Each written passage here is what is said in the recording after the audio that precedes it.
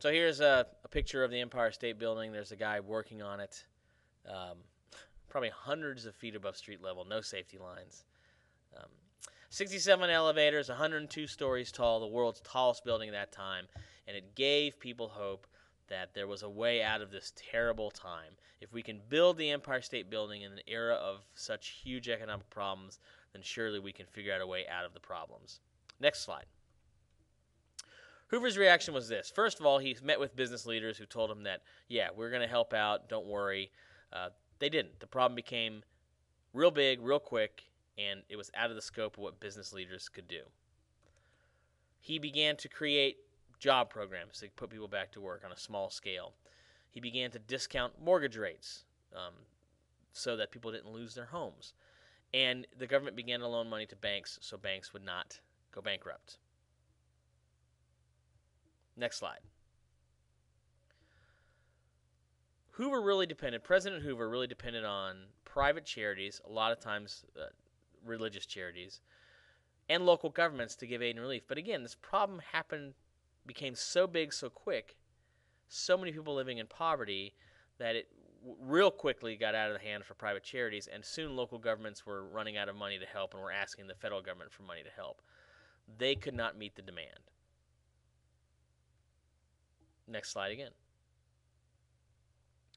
And probably the straw that broke the camel's back was, for the American people, was this bonus army. In 1932, 20,000 World War I veterans who were out of work went to Washington. They were promised when they got out of the army after World War I, that they would be given a huge bonus, but it wouldn't come until 1945. Well, they needed that money now. So they went to Washington, and they said, we want our money now. And they made this huge camp, a lot of times army tents. These are all veterans. They were driven away by the United States Army. Went in with hoses. They burned down the shanties. Veterans were forced to fight their own country with sticks they could find or rocks and bricks they were throwing. And this was on the front page of most papers. This picture on the bottom is from a newspaper article. That shocked a lot of people in this country. And they thought, if we're going to treat our veterans like this, then maybe we need a new direction. The new direction was pretty much personified with a new candidate who was going to run for office named Franklin Delano Roosevelt, a politically ambitious. He had been the governor of New York, Secretary of the Navy at one point. And his wife, and Eleanor Roosevelt, who had been a reformer and had been active in politics for years, she was the great niece of Teddy Roosevelt. Not Franklin Roosevelt. She's the great niece of Teddy Roosevelt. There they are, having lunch together out on their property. They're very, very rich family, the Roosevelts.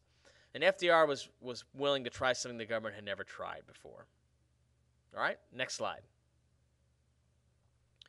In 1932, Roosevelt, who showed this genuine compassion, you could see him up in the right-hand corner. Unlike most rich people, he wasn't afraid to get down and shake hands with miners and go into working-class neighborhoods and walk the streets.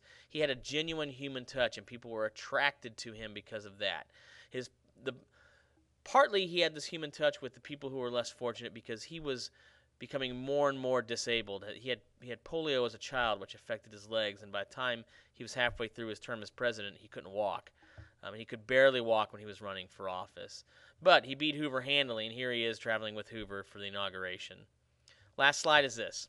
Nope, that was the last slide. So we will talk about the things that FDR does to improve the country next class.